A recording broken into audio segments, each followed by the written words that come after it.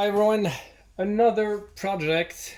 This little heater, which was working beautifully, stopped working for some odd reason. No rhyme or reason why. I just want to turn it on. I get the LED. I can hear the thermostat click.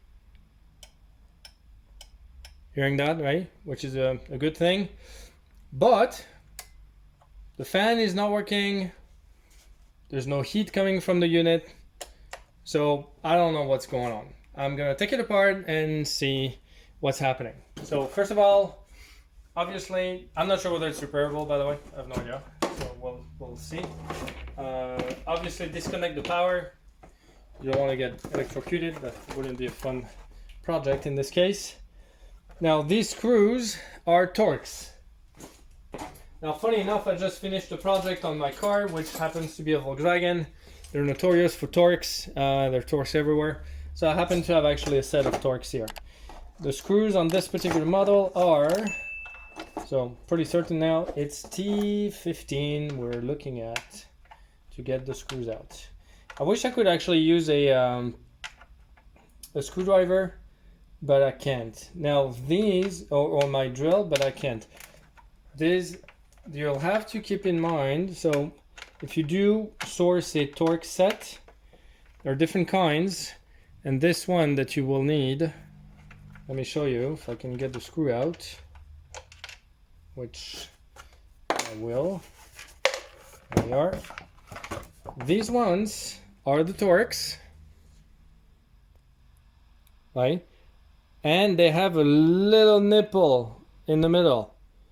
So if you get the Torx, make sure you get Torx tools that can accommodate for that little nipple.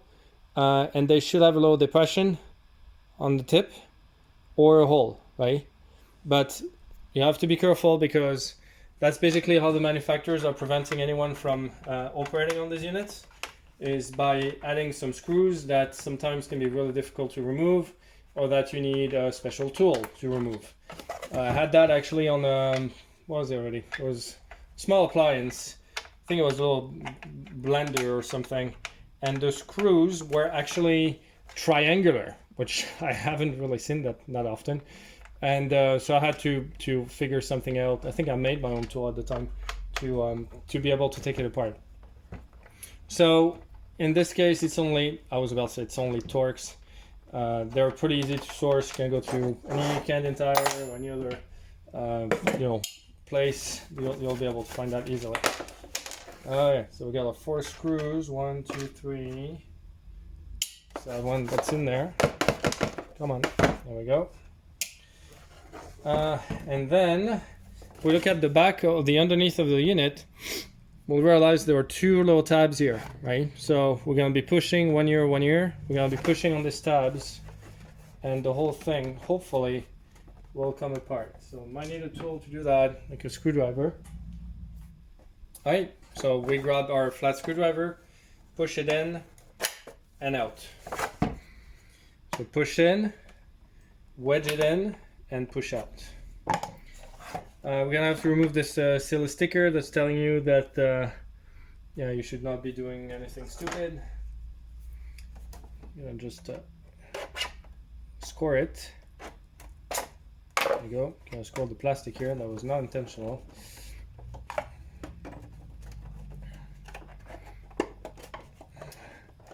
And the way it's apparently assembled is that the control panel is going to separate from the front. There we are. It's just a trim, really.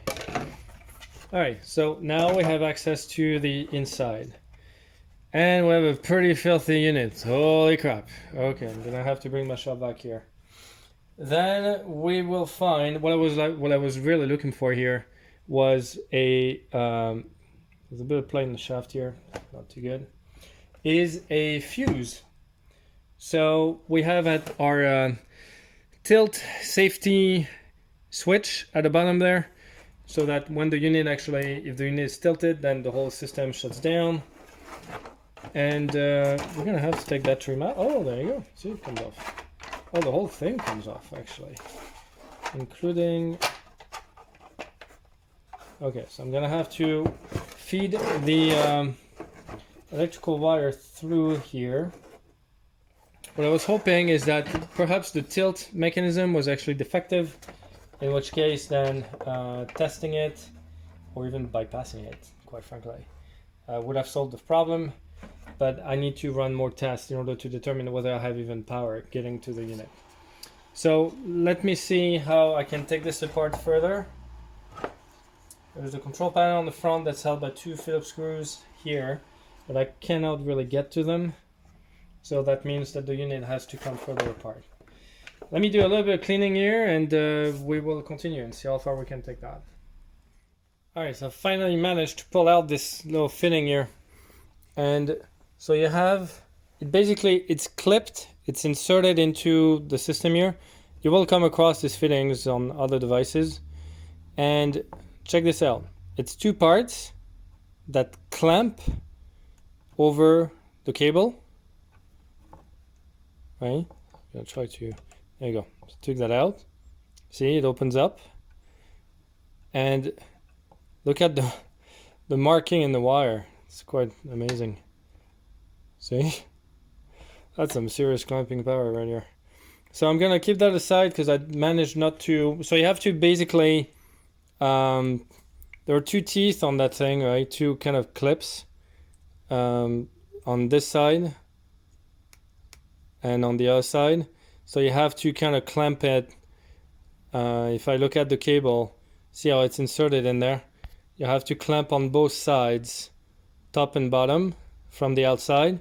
And I just use a pair of pliers and pull out, and the thing comes out. So that's good because now we can go a little bit further.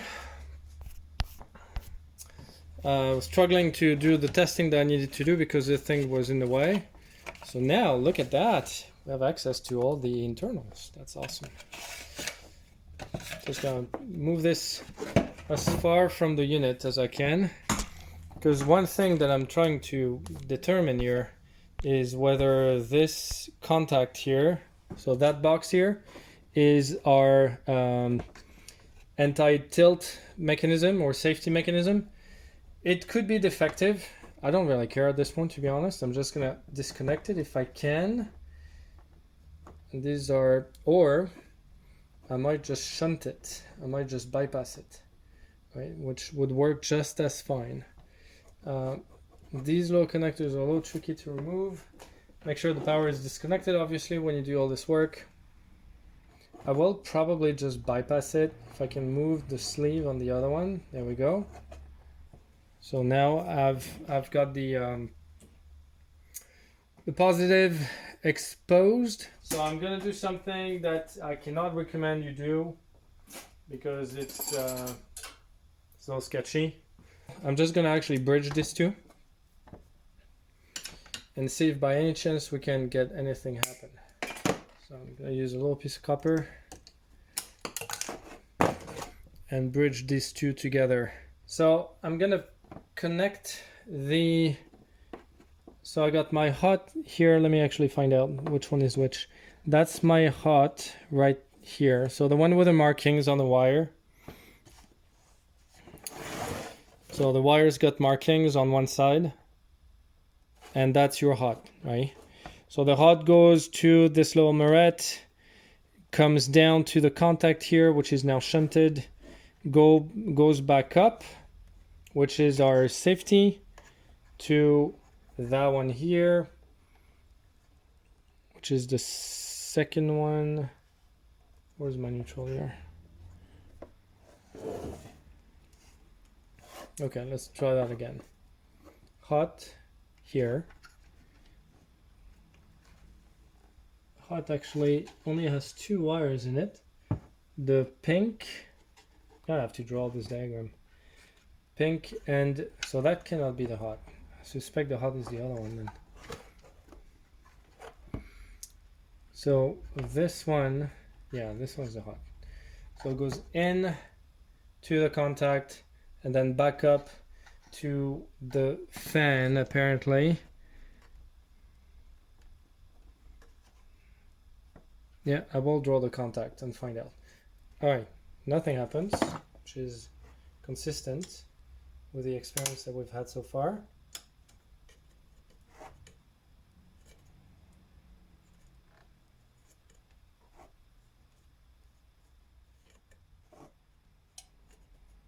Okay, so that's working. That presumably is working. So that should be our hot. Should be able to test it actually. Hot to here.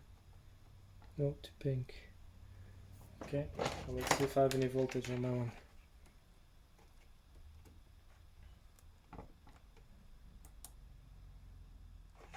And I've got nothing. Oh, yeah. Okay, so I do have 120 here. Just gonna show you what I'm doing here. So I'm plugged into that Moret here, which is on my neutral. I'm plugged onto my bridge that I've shunted the two contacts, and I do get, when I make contact correctly, I do get 120 volts. Okay, so now we need to determine where the wires are going. So this pink goes to the power switch. Let me turn this off now. Okay. Now this pin goes here, all the way here to this guy here, which is our on and off switch. Now from there, it goes up to one of the heating elements, and there are two in this unit because there are two modes, medium heat and high heat. The high heat connects to the second one here, which comes from the blue, which is attached to the thermostat. Now, there is a black here from the pink, and there's another black. Yeah, okay, so that makes sense. And there's a red one that goes here, connects to the yellow inside for the fan. Presumably that's the fan that's in there. So this looks like it could be something with the main switch though, but it's kind of surprising because the switch, there's not much to it, right? And the setting here should be fine, because if the temperature is reached, then the system shuts down, right? There's no more need for heat, so it turns off. Still gonna probably have to draw the diagram here because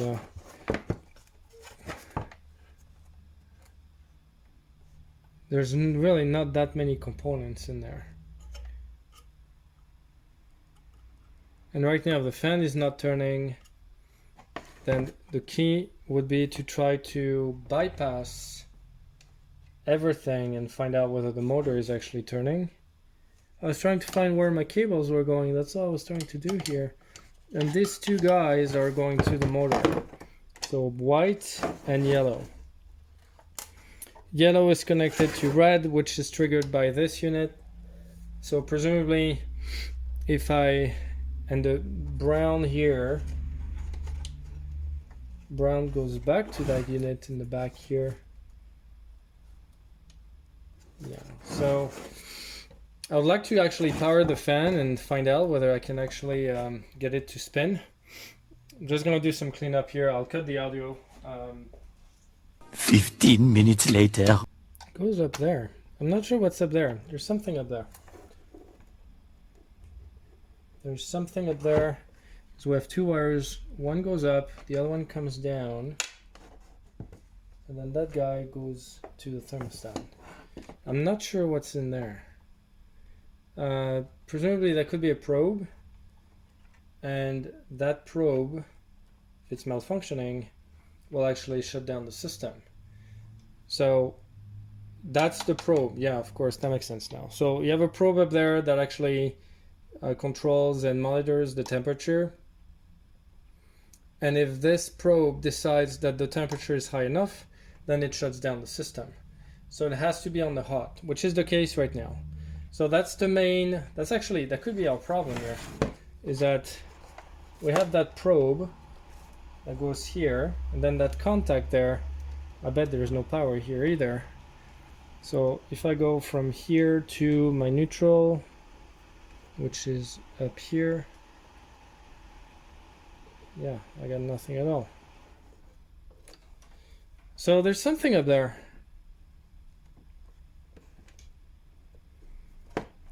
There's something up there that's preventing power. Now we got a 120 here. We got 0 here. I bet this is what the problem is. Okay, so let me take that apart. Let me see if I can take it apart. This is a small screw. Something. Ah, you spin. Ah, that's the trick. You spin and pull it out. Oh my god. Okay, that was easier than I thought. Good. So, why did the screw spin loose? Well, the screw was spinning loose because it was just holding the probe in place here. And what do we have here? Well, we have our probe for temperature. That is looking pretty disgusting again. So I'm gonna clean this up.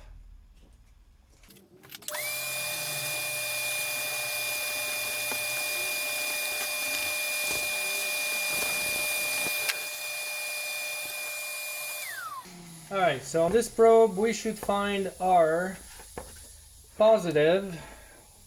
So that thing could be defective. Yeah, we find our positive, we find our so we should get power up here between this, which is neutral. I'm gonna plug again. Okay, so that's plugged in. We have light. Still don't have anything here.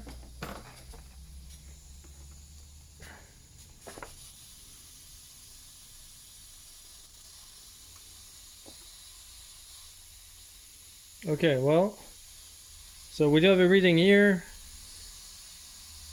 and we have a reading here too. Oh, actually we don't. We have here, but we don't here. Well, how interesting is that? Here is good, here is bad. Okay, so it looks like we found the culprit here. This seems to be I'm gonna risk it to say it's a resistor. And if we would actually short these two, our system should start back up, right?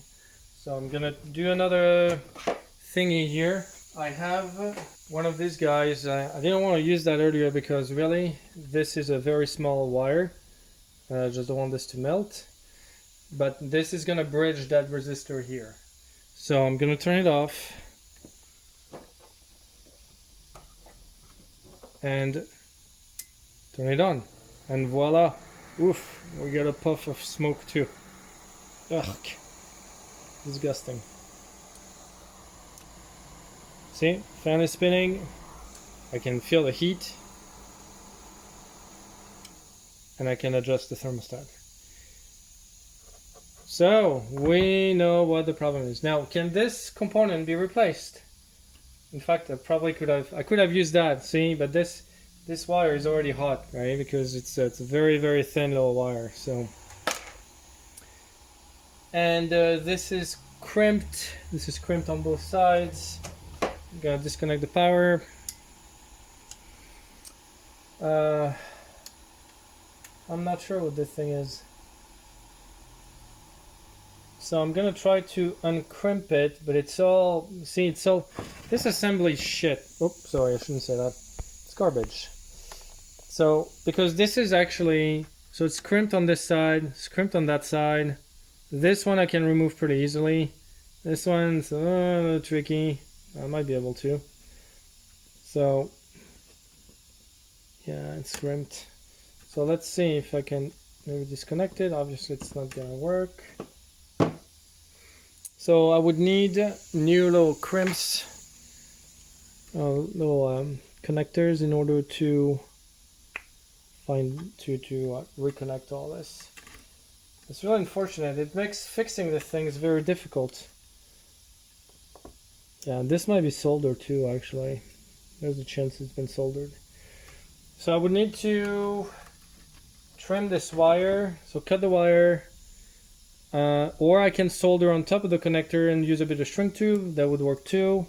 Let me try to disconnect this on this side at least, if I can, because that would be an important one. Yeah, I'm not sure. I don't think I'll be able to.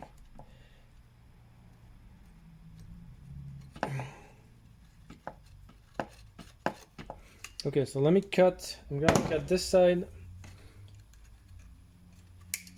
Okay. I'm gonna try to see if I can wiggle this out of the connector now. And it is moving, so maybe.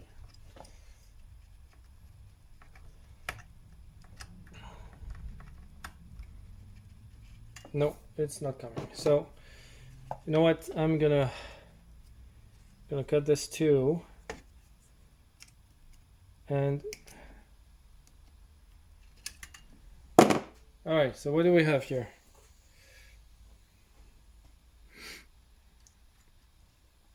I'm not sure whether there is a polarity or not, but oh, this is just a probe. This is a security probe.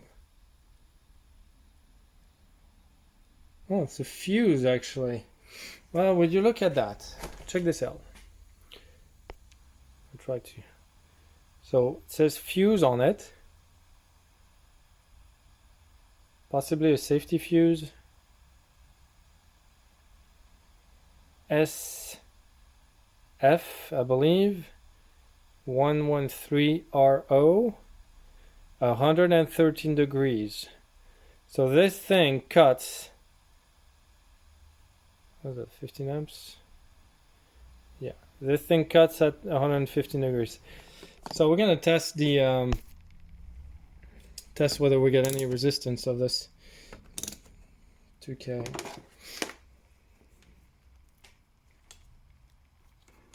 I'm guessing it's open. Yeah, it's open.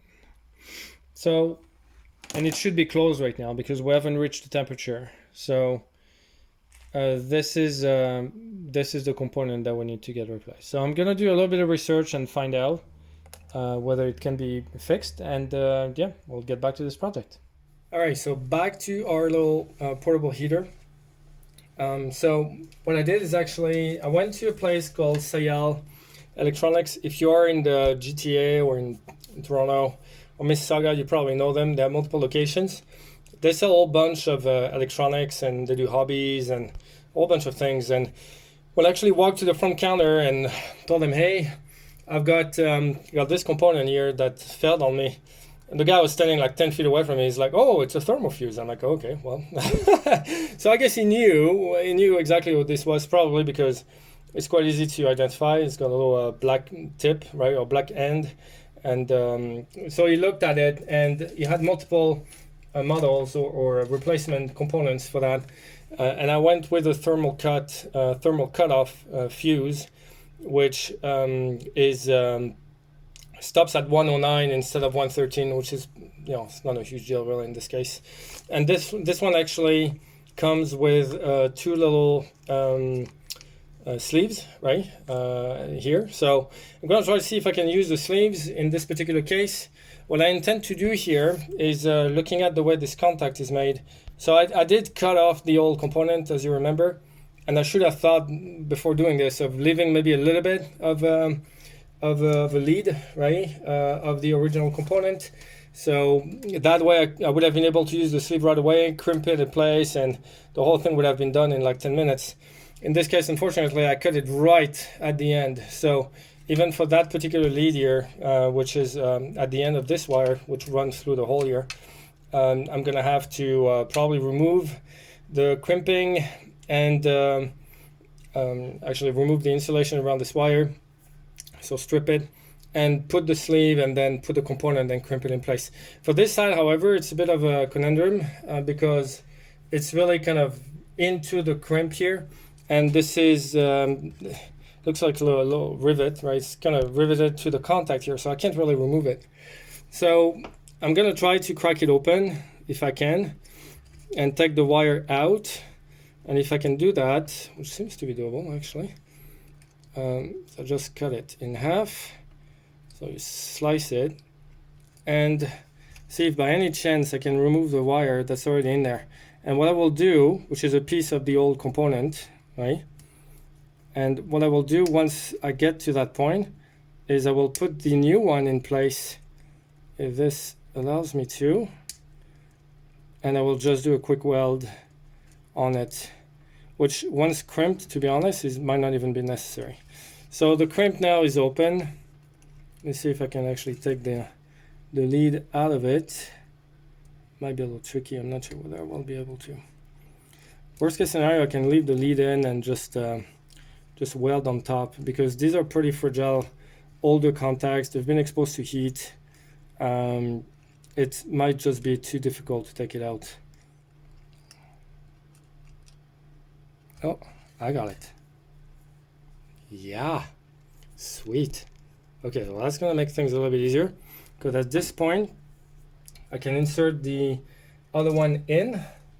There are instructions about how to put it in place, and there are you know, suggested length, if you will, that you need to leave as a lead. In this particular case, the only thing that we need is to ensure that it fits in here. And so I'm gonna actually close up the little crimps here a little bit so that I can easily clamp the new lead on top. There's only one side that got crimped really, and I'm not sure whether you can see here, but it's the other side was just there for it wasn't really holding anything. All right, so I'm gonna close this off a little bit. There we are.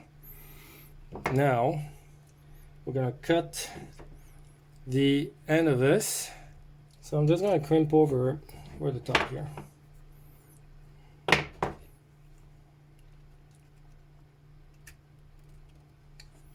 Just like that. And like this. And I'm going to drop a little bit of solder on top of it, just for good measure. I'm at a point that I should be in a position now to weld this in place. So you're gonna see my amazing crappy welding skills. Hopefully it's gonna go well. I'm using some silver weld here. And looks like we're good here. Yeah, got a good contact. It's looking clean. This now, what I will do for the other side is I'm gonna cut that, like I said, trim the end. I think I have a knife here. And yeah, I have a knife here. And just try to use the sleeve instead. Although at this point, I might want to weld it too, since my iron is hot. But I'll take this out.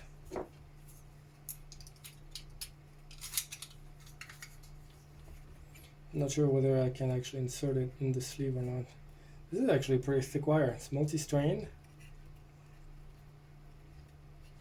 But considering it's carrying all the power at the end to the heater, since it's the main feed, I guess that's not really surprising.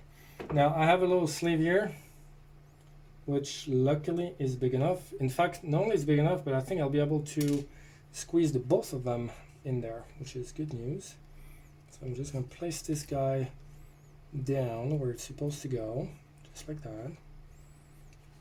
Yeah, that's pretty solid over there. That's good. I'm going to bend the tip, and I'm going to cut it around here.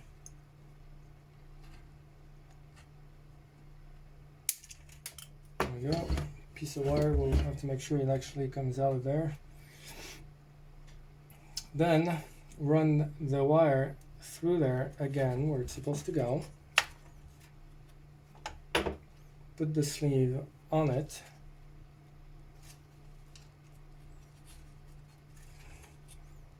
Put the actual leg of the component in there, and then crimp it. Now these are not my crimping pliers. Just want to hold it in place for now. There they are. And oof, might not be easy actually. We're gonna try to crimp this in place without damaging the wire. There we go. I want to make sure I'm not cutting the other one because it's right at the tip here.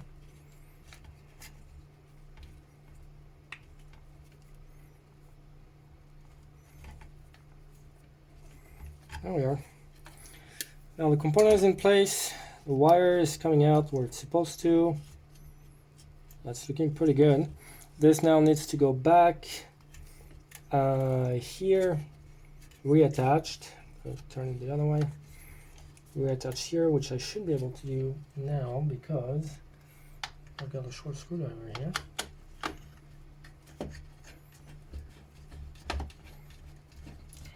Remember there was this Phillips screw on the other side that we removed, and that was wondering whether that was holding the whole casing together. It wasn't, and this is done.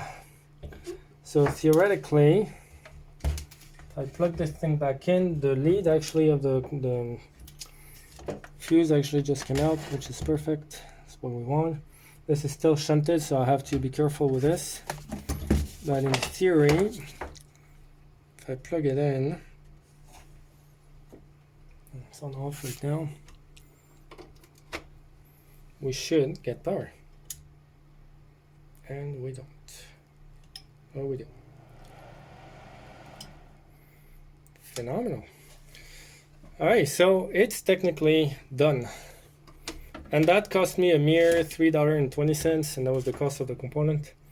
Just disconnect my welding iron here. And see, basic troubleshooting, right? Wasn't really too complicated. I'm just gonna reassemble that unit now, and we will have a heater to heat up my my garage now, which is very nice actually. Makes me happy. All right, so I'm back in my garage. We will reassemble the unit now, which there's very little to do actually. So I removed the shunting that I did here while I was bypassing the safety level switch. Everything is good here. Still pretty dirty though. I'm gonna do a little bit more cleanup.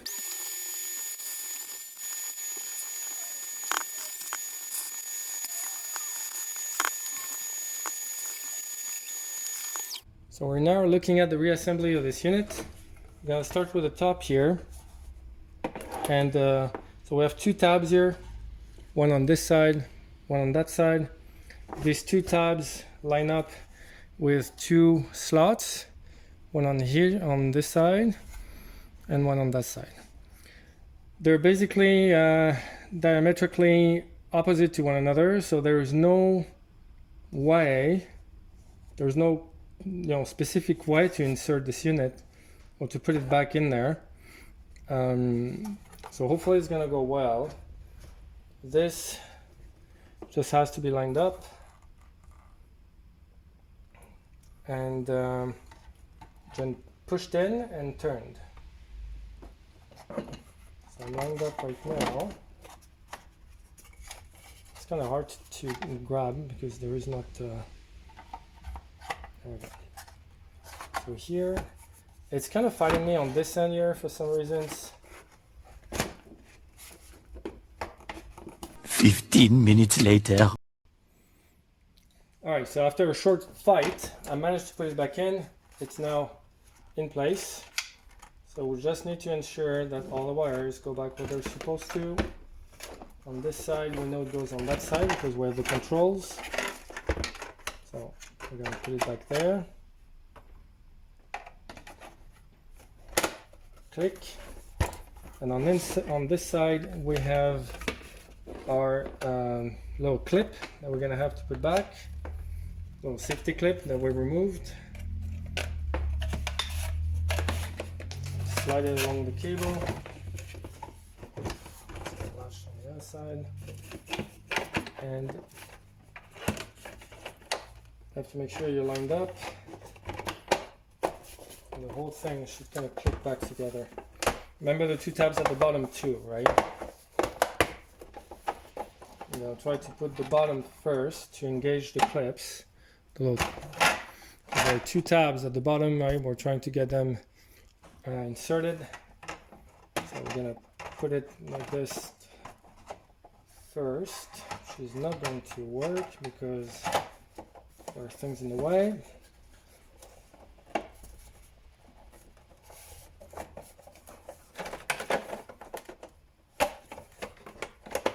Oh, there we go, one side is in, the other side is in. There we go, it's clicked.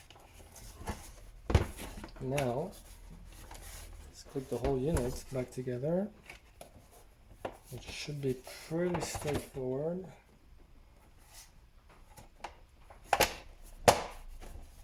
There we are. Almost. Just one side here that's struggling.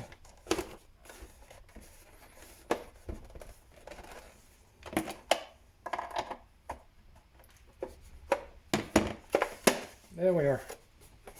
Back in. Good. Now we're gonna put our little connector back on there, which I'm looking for the part that was actually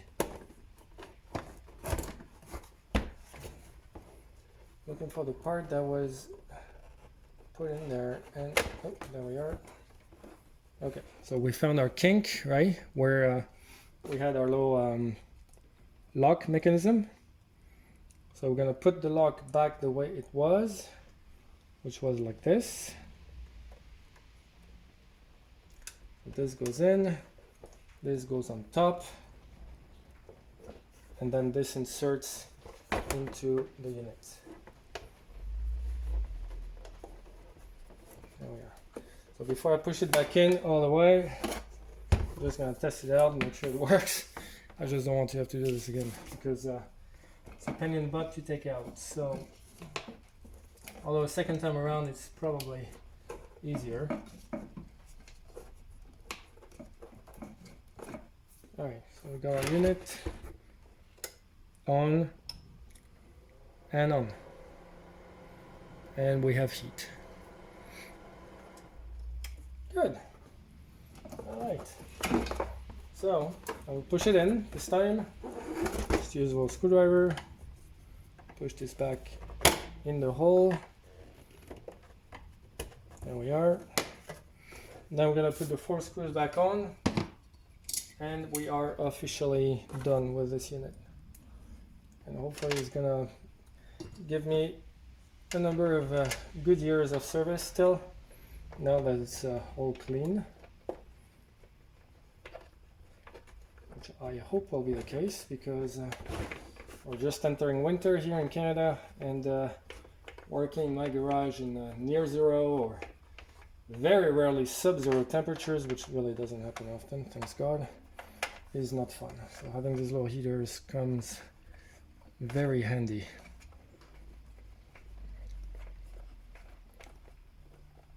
Okay, number 2, 3 and 4. When you put the screws back in, just go backwards first to make sure you find the thread, and you'll hear a little click. And at that point you know your screw is back in the thread that was put in plastic. That actually prevents cross-threading, right? When you put the screw back on, ideally, especially when you screw in soft materials like plastic, you want to try to reuse the same thread that already existed. Right? Just a rule of thumb, I suppose. All right. Okay, final test, and I might let it run here a little bit to warm up my garage. A little heater on, and it's on, and it purrs like a kitten. I hope this was helpful. I just hate to throw things away, so whenever I can fix something, I usually do it. But if you have some basic tools and basic knowledge, that's something that, as you can see, was not really too complicated, right? So thank you. I hope it's helpful. I hope it's inspiring, perhaps, even if you were looking at fixing things. Don't forget to like and subscribe. Thanks, everyone.